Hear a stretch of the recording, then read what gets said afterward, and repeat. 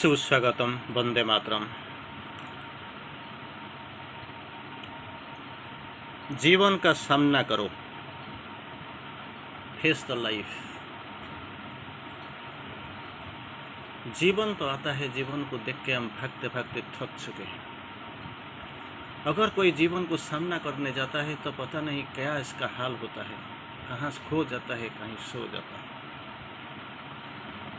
इसको जानते जानते, ये कहानी सुनते सुनते हम डर जाते हैं, मर जाते हैं, लेकिन सामना करने के लिए ताकत जुटा नहीं पाते। लेकिन जाना ही,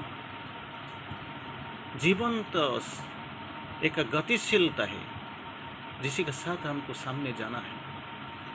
नदी का स्रोत कभी रुकता नहीं, सूर्य की रोशनी कभी रुकता नहीं, आत्मा की यात्रा कभी रुकता नहीं। तो जीवन भी गति की कभी रुकना नहीं चाहिए और रुकना देना भी नहीं चाहिए, इसको साथ जाने चाहिए। लेकिन जाओ का कैसे जाएं, क्या करें, इसका हाल क्या है, कैसे ऐसे हो सकता है। इसी को सुनते सुनते, जानते जानते हम कई बार ऐसे हमको एहसास हुआ है, हमको जाना चाहिए। जो जाना नहीं चाहते हैं तो जो डर गया वो मर गया, वो भाग गया। लेकिन कोई स्वीकार करते हैं हमको जाना चाहिए था लेकिन जा नहीं पाया। लेकिन वक्त आपके लिए इंतज़ार नहीं करता है। Time and tide wait for none, ये दोनों कभी किसी के लिए इंतज़ार नहीं करते हैं।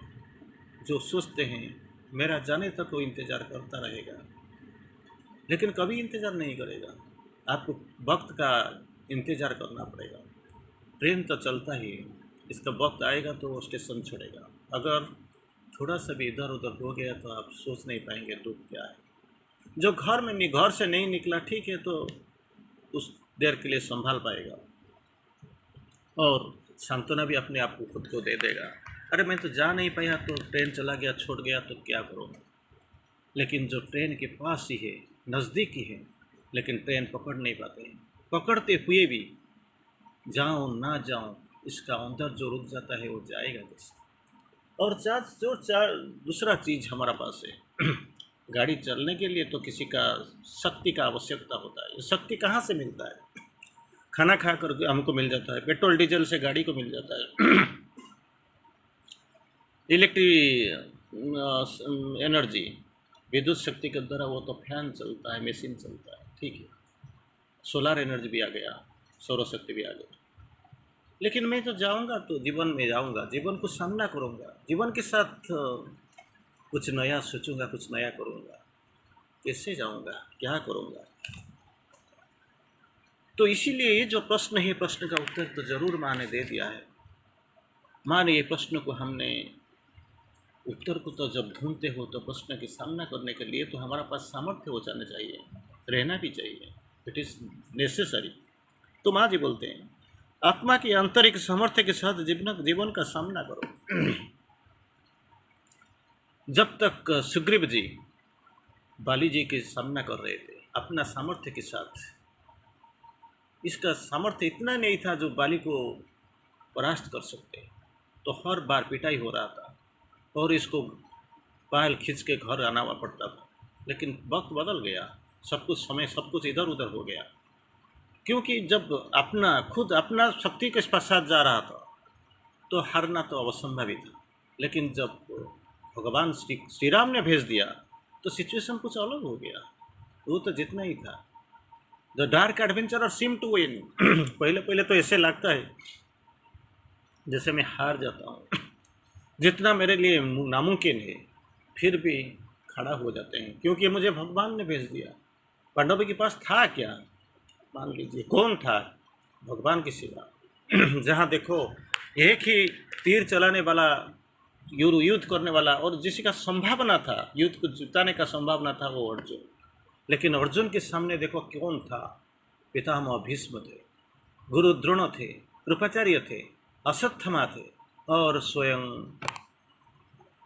कर्ण, अग्रज कर्ण, जिसी का तुलना में आई डोंट नो, मैं आपको बोलता नहीं सकता अर्जुन का स्थिति क्या था, आप अंदाज लगा सकते।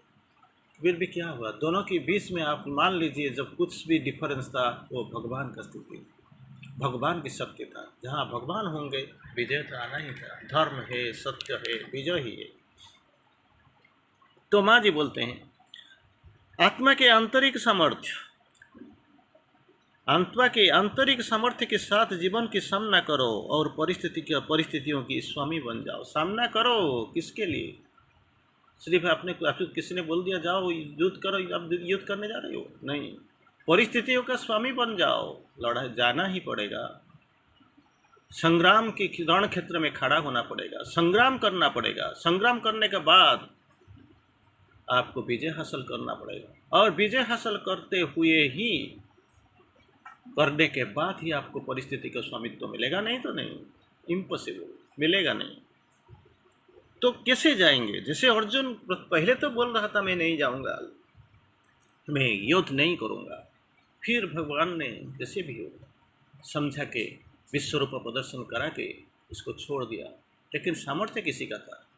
ऋषि गांडीव का सामर्थ्य में महाभारत का युद्ध जीत लिया। जब अंतिम क्षण आया, जब शक्ति को वापस ले लिया गया, तो आप जानते हैं क्या होगा? आपको पता है? वो गांडीव को उठा नहीं पाया, सर पे रख के भी उठा नहीं पाया। वही इसका हालत था, यही हद का बुरी हालत था। तो क्या करना? आत्मा की आंतरिक सामर्थ्य, जहाँ जिसमें वही सामर्थ्य के साथ अगर आप जाओगे और जीवन की सामना करोगे, और सामना करने से भी कुछ नहीं होगा, आपको जीतना होगा। परिस्थिति के होगा स्वामी बनना पड़ेगा। This is a must. परिस्थितियों का, you have to the master of the circumstances. परिस्थितियों का स्वामी बन जाओ। फिर अपने आप को विचारों की अभ्यस्त गतिविधि से अलग कर दो। जो विचार के साथ ला जाते हो वो सरफेस माइंड, फिजिकल माइंड का काम। वो जितना दिखता है, जितना सामर्थ्य है, इसी के यही सामर्थ्य के साथ कुछ दिखता है, कुछ सुनता है, कुछ सोचता है, लेकिन इट इज़ नॉट सफिशिएंट। लेकिन आपको जैसे लगता है वो ठीक है, ये सब कुछ ठीक है, ये सब कुछ यही है, लेकिन इसमें से थोड़ा अलग हो जाओ, क्योंकि आपको जानना ही पड़ेगा, स्वीकार करना पड़ेगा। This is only a surface mind. अपने आप को विचारों की अभ्यस्त गतिविधि से अलग कर दो। अपने मन के लिए उसे बाहरी गति बना दो। जो भी आता है बाहर का गति, इसमें डोंट पे मोर अटेंशन। वो आते हैं चल जाते हैं, आपको कुछ फर्क नहीं पड़ेगा। आप जा रहे हैं, ट्रेन में जाते हैं, कभी कभी देखते हो कितना सुंदर सा दृश्य आपके पास आता है, और थोड़ी देर के बाद आता हो कितना कदर्य दृश्य आता है, सो इल, कितना गंदी बात होता है, जा नहीं पाते हो। कभी कभी जाते हो, कितना देखो पहाड़ के ऊपर जब सर्पिल गति से ट्रेन जाता है, कितना सुंदर लगता है। पहाड़ के ऊपर आप देखते हो, नीचे का ज़मीन देखो तो जैसे लगेगा आसमान के ऊपर आप खड़े हो, ज़मीन आपको दिखाई पड़ता है, और थोड़ी थोड़ी कुछ। लेकिन कुछ ही देर के बाद जब देखोगे कुछ एक्सीडेंट हो गया, कुछ ऐसी कुछ दुर्घटना आ गया, ट्रेन को रुकना पड़ा, घंटा सिग्नल नहीं मिल रहा है, तो ज़्यादा गर्मी हो रहा है, परिस्थिति गतिविधि भी ठीक ठाक नहीं है, और चारों तरफ आप दुर्गंध आ रहा है, तो कितना बोर हो जाओगे। लेकिन सामना ही तो करना पड़ेगा, जाना ही पड़ेगा। इसको आने मत देना, वो तो आएंगे, ये तो अपना गति के साथ वो आते, ये आना जाना तो तय हो, आते ही रहेंगे। लेकिन डोंट पे अटेंशन, मुड़ के मत देखो। एक ही चीज़ में याद रखना, इवन दिस साल पास हो, ये भी चला जाएगा, और इसके इवन दिस साल पास हुए के नेक्स्ट टर्म जो भी आता है भगवान की कृपा। मुझे तो दिया गया है ट्रेन बैठने के लिए, और एक वक्त में ट्रेन तो ज़रूर लाएगा। अभी स्पीड कुछ नहीं है, धीरे से चलता है, नहीं तो रुक गया। थोड़ी देर के बाद अगर अच्छा ट्रैक मिल जाएगा, जब ज़्यादा से ज़्यादा मतलब ये जो फ्रीडम मिल जाएगा, और कुछ ज़्यादा ज़बरदस्ती वो सामने कुछ दिन का ट्रेन, जो लोकल ट्रेन, वो जब बंद हो जाएगा, रास्ता जब साफ हो जाएगा, तो इसको क्षिप्र गति पकड़ लेगा, ज़्यादा हाई स्पीड में चला जाएगा, और मैं अपना जितना भी नुकसान हुआ है इसका फ़ायदा मंद में रहूँगा। और ऑलमोस्ट आपको सोच लेना चाहिए, ये भी हो सकता है राइट टाइम या बिफोर राइट टाइम भी मैं पहुँच सकता हूँ। तो क्या करना है? अपने आप को विचारों से अभ्यस्त गतिविधि से अलग करना। विचारों से अभ्यस्त गतिविधि से अलग कर दो। अपने मन के लिए अपना बाहरी गति को मन के लिए उसे बाहर गति बना दो। कोई ऐसी चीज़ समझ लो जिसका तुम सड़क पर होती घटनाएं की तरफ, something happening on the road, सड़क पर घटती हुई कुछ घटना, जैसे जैसे आप देखते हो, याद तो आता है, दुख तो होता है, किसी का एक्सीडेंट हो गया, कोई गिर गया, आप थोड़ा इसको सब हेल्प भी कर लिए और पानी फानी कुछ पिला दिया, और नहीं तो कुछ एक्सीडेंट में कोई मर जाता है, बीच में पानी में गिर कर कोई एक्सीडेंट, रोड एक्सीडेंट में कुछ हो जाता है, आप देखते हो और नीरव हो जाते हो और कुछ ना कुछ सोच लेते हो, घटना की तरह निरीक्षण करते हो, लेकिन इसका साथ तो आपका लाना देना नहीं है, थोड़ी देर के बाद आपको जाना ही पड़ेगा, दुख तो आना ही पड़ेगा, क्योंकि मैंने देखा ये कुछ हो रहा है, अगर चाहे तो इसका सहायता भी थोड़ा कर लो। अभी अभी मैं जा रहा था, बीच में कुछ गाड़ी एक खाई में फंस गया, तो जानता नहीं, वो फंस फंस गया, जानता नहीं कैसे, वो शायद सोचा शायद मैं ऊपर चला जाऊंगा, लेकिन जा नहीं सकता, शायद का कुछ ऐसे काम न करना ही करता नहीं करता अपना और असली जीवन में, तो इसको खींच हेल्प सहायता करना, मजबूर इसको इसका मदद ही करना था, इसको पीछे खींचना ही था, ये सब करना ही था, लेकिन सड़क में घटते हुए घटना की तरफ देखो, इतना सोचते हुए भी आप नहीं कुछ कर पाएंगे, सोचने के बाद भी, ना सोचते हुए भी कुछ बिगाड़ भी नहीं सकते हो, ये तो घटना ही है, वो तो होना ही। सड़क पर होती घटना की तरह निरीक्षण करते हो, जब तुम ऐसा न कर पाओ, तब तक अपने मन की स्वामी बनना कठिन। मन तो ये खींचेगा, खींच के लाएगा कुछ ना कुछ, कहीं ना कहीं आपको लेके जाएगा।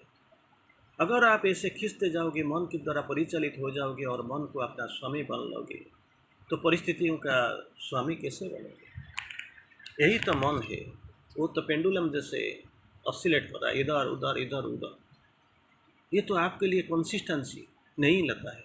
आप थोड़ी देर हाई ऊंचे थोड़ी ऊंचा उठ जाते हो, तो इसके बाद फिर नीचे आने के लिए मजबूर हो जाते हो, क्योंकि आपको संदेह होता है, मैं जहाँ जाता हूँ ठीक जाता हूँ, मेरा सामने तो जा नहीं पाऊँगा, जाऊँगा क्या? नीचे आने से सब कुछ ठीक है, क्योंकि नीचे का जो एनवायरनमेंट है, मैं इसका साथ चिर परिचित हूँ। अपने ऊपर जाके मिलेगा क्या? कोई गया क्या? किसी को क्या मिला क्या? कोई सोच सकता है जो गया इससे वो सामर्थ्यवान थोड़ा था, वो चला गया और निकल गया, मैं जा नहीं पाऊँगा, क्योंकि जाने का कोई इरादा भी नहीं है। अगर तो अपने मन बना लिया तब भी नहीं है। तो इसीलिए बोलते हैं आत्मा की शक्ति के साथ चलो, जो आते बीती हुई घटना, जो सड़क पर घटते हुए घटना की तरफ देख लो, और जो विचारों की अभ्यस्त गतिविधि से अलग हो जाओ, क्योंकि वो जो सोचता है वो तनिक छोटा सी सोचता है, दैट इज लिमिटेड, सीमित के बारे में, सीमितता के बारे में सोचता है। इसमें से अलग कर जाओ, बाहर जा जाओ, और बाहर आने के बाद तुम क्या करो, ऐसे करो, कर पाओगे, ये सब चीज़ हो जाएगा, तो परिस्थिति के तुम स्वामी बन जाओगे। और मन का भी स्वामी, अगर इसमें से रुक जाओगे तो मन का स्वामी बनना कठिन बन जाएगा, और इसमें से ऊपर आओगे, उभर आओगे तो इट इज़ पॉसिबल। तो फिर माँ जी एक बार और बके बोलते हैं, अपने अंदर जाओ, go deep with in. Deep का मतलब क्या है? कहाँ है अंदर जाऊँ? है तो 5 फुट का आदमी, कितना जाऊँ अंदर, जाऊँ तो कितना जाऊँ, फिर अपने अंदर मैं कैसे जाऊँ? इसका अंदर तो अंधेरा ही अंधेरा है, खून ही खून है, कुछ नर्व्स, वेन्स, हार्ट इशू तो हुए, जिसका अंदर मैं जा नहीं पाऊंगा, तो जाऊंगा कैसे? अरे चेतना की अभियात्रा, it is adventure of consciousness, आपको जाना ही पड़ेगा। जाओ जाओ जाओ, क्या करो? अपने अंदर जाओ, हृदय में गहराई में, in the depth of your heart, हृदय की गहराइयों में। तो क्या होता है इसमें जाने से, क्या होता है? तब कोई भी किसी भी चीज़ के तुम्हें परेशान करने की शक्ति ना होगी। अगर तुम जाओगे तो जाओगे तो मार्केट में कुछ ना कुछ चलता है, हल्ला बोल चलता है, कुछ ना कुछ तो होता है, उधर चले जाओगे तो आप तो परेशान ही होगे, और ये परेशान तो आपको इंतज़ार ही कर रहा है। लेकिन अगर आप अंदर जाओगे, सोच लीजिए ये मार्केट, कोई हाट को छोड़ के, मार्केट को छोड़ के, अगर आप किसी सॉलिटरी ट्रैक में चले जाते हो, जंगल चले जाते हो, किसी मरुभूमि के पास चले जाते हो, किस पहाड़ के अंदर चले जाते हो, उधर कोई डिस्टर्ब करने के लिए नहीं रहेंगे, ज़्यादा नहीं रहेंगे, फिर भी कुछ ना कुछ पॉसिबिलिटी।